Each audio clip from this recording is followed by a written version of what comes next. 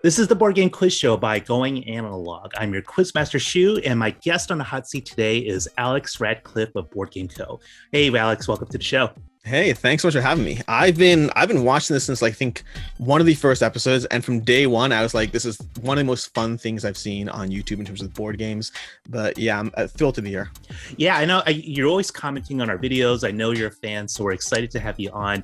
And then maybe won't be so much of a fan after you've gone through this, but we'll see. Like It won't be. So I like, watched the last episode, and my specific feedback from the last episode was you ended it with saying maybe we have to make this harder, and I was like, I'm on next week. What are you doing? Guess who's next? Alex. Yeah. All right. So, well, tell us what you're known for and what you're up to these days. So at this point, I think I'm primarily known for my YouTube channel where at BoardGameCo, I just talk about, well, everything. It's going to have a heavy Kickstarter focus, but really it's going to be everything from topical conversations to lists to games leaving my collection to really just anything board games, because it's what I like. I like board games. So I talk about them a lot as much as possible. And I'm on the YouTubes a lot, which is fun. Obviously, you love board games, but what is your favorite of all time? So currently, and I've dropped this like I think once so far, but it's one that Blood Rage was my favorite for a very long time, for like 3-4 years. Terraforming Mars has eclipsed it. Terraforming Mars is my favorite board game right now. Okay. Yeah. Well, so Board Game Co. Is an online shop. You do YouTube videos, you do reviews, you do a ton of content, but Board Game Co. itself is an online shop where you can buy and sell games. And I figured, hey, let's test Alex's knowledge about board games that let you buy and sell stuff. So in round one, we're calling this What Are You Buying / Selling? I don't know if anyone gets that. It's an old Resident Evil reference, but there are 5 multiple choice questions and you get 1 point for every one you get correct. Are you ready? Yes. I mean, no, but yes. All right. Question number 1. What game does not come with paper money as a default component? You know, that the dreaded, hated paper money that none of us like. Is it A, Stockpile, B, Raccoon Tycoon, C, Coal Baron, or D, 504? Okay, so I know does not come with paper money. Stockpile comes with paper money. 504, I'm 90% sure it comes with paper money. I think I could be wrong here. I think Raccoon Tycoon does not come with paper money. Unfortunately, it does. The basic normal version of Raccoon Tycoon.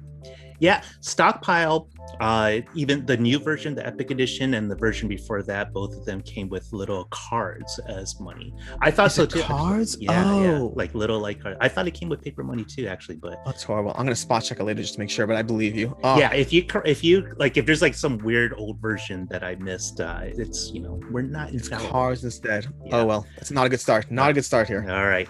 Question number 2.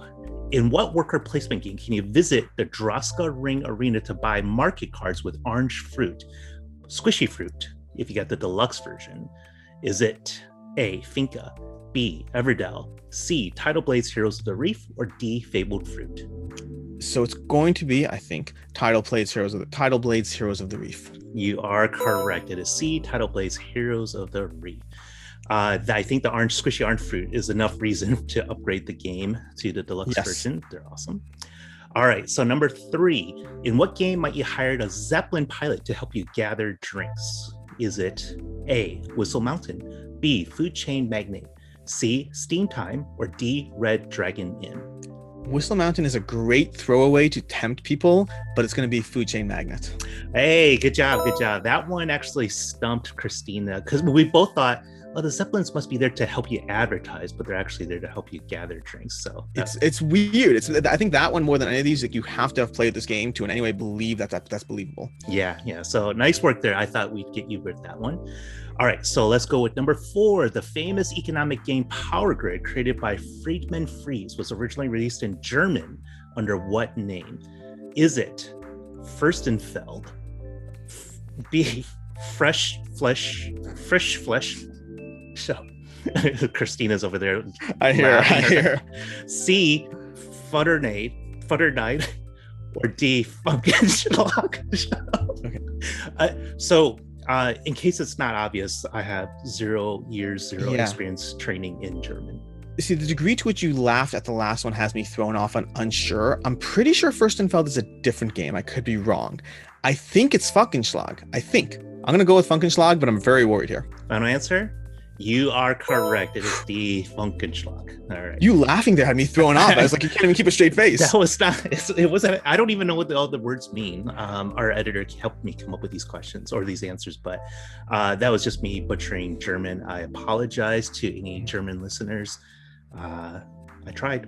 Okay. In question number 5, in what game will you lose if you have spent the most money on luxury items? Is it A, modern art, B, high society, C, last will, or D, QE? So last will is a game where you want to spend the most money. High society is going to be the one where you lose if you spent the most. Is that your final answer? High society? Yes.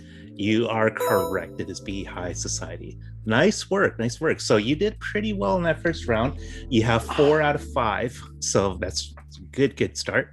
All right. So let's go with round 2. So in round 2, that's our picture round, and we're calling it Kick Picks.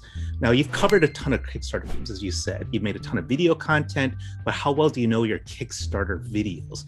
So I'm going to show you stills from various Kickstarter videos, and you have to identify the board game or campaign that it's come from, and you can earn up to 5 points here. Are you ready? No again, but yes. All right. Number 1, this is a game or campaign. Name this game. That's going to be Santorini.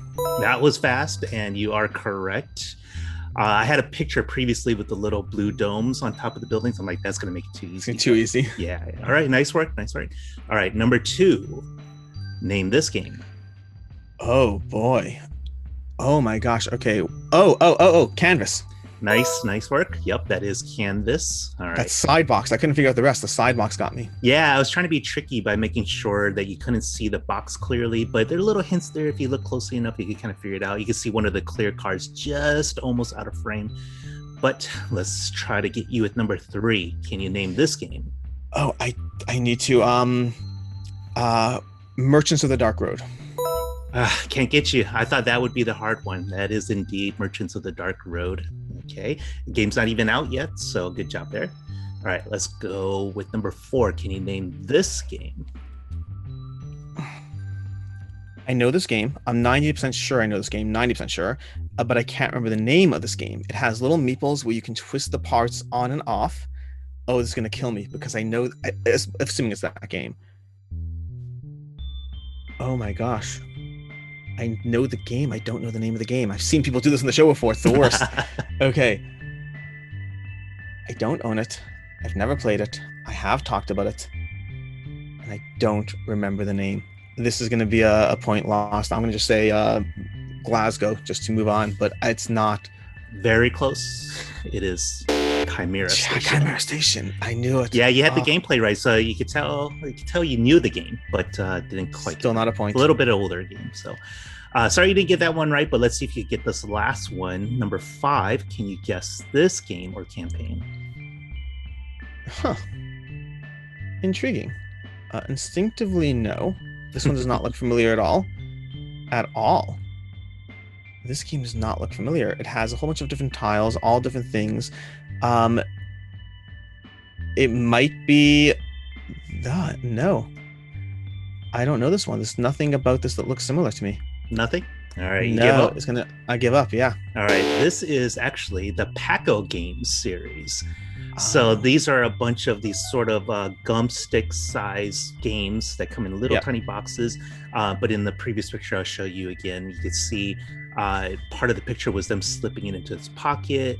The one on the right is called, I think that game's called Hue. It's a bunch of pattern matching. And then the weird things at the bottom are just like an animation showing you all the sizes and how the game is. Yeah, I'm familiar with the series. And I figured from that picture it was a small game, but I did not know what it was. Yeah, all right. We did get you there. So you're currently running at 7 points out of 10. So not too bad. And you get a chance to make up for a lot of points in a final round. So for perusing your BoardGameCo YouTube channel, I noticed that you've got some big mini energy. You've done videos on Nemesis, Lords of Hellas, and other board games that feature really cool looking miniatures. So I want to test your knowledge on this subject. Round 3 is called Cool Minis or Not. I'm going to list you a series of board games, and you must tell me if they have minis or no minis. So we're talking about your typical plastic figures, right? Not wooden meeples or cardboard standees, with modern editions of standard base games only. So we're not counting expansions or deluxe upgrades or anything like that, just a base modern game. Remember, just reply minis or no minis, and we're going to give you 30 seconds to earn up to 10 points, and the timer is going to start when I begin reading. Ready? Yeah. Okay. Champions of Midgard. No minis. Correct. Runebound. Minis. Correct. Forgotten Waters. No minis. Correct. Virgo Brothers. No minis. Correct. Dogs of War. Minis. Correct. Dune Imperium. No minis. Correct. Cthulhu Wars Duel. No minis. Correct. Blood Rage. Minis. Correct. Small World. No minis. Correct. Battlelore. Minis. Correct. Did you finish in time? And you got 10 out of 10 in that round. This is the first perfect scored third round speed round. Good job.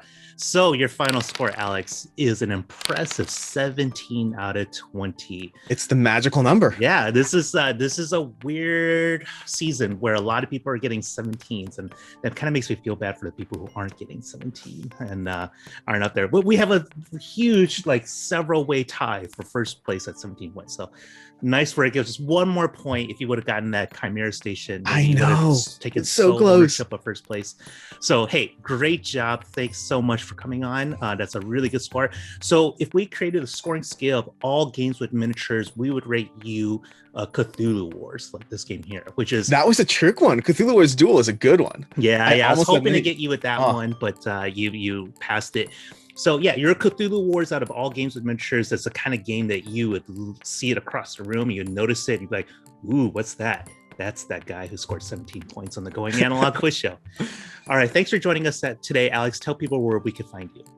This is a blast. Thanks. I'm at BoardGameCo. You can search. I'm on YouTube. You can search for YouTube for BoardGameCo. I cover as many things as possible, as you may have figured out. Many of them with miniatures, and most of them apparently with not paper money.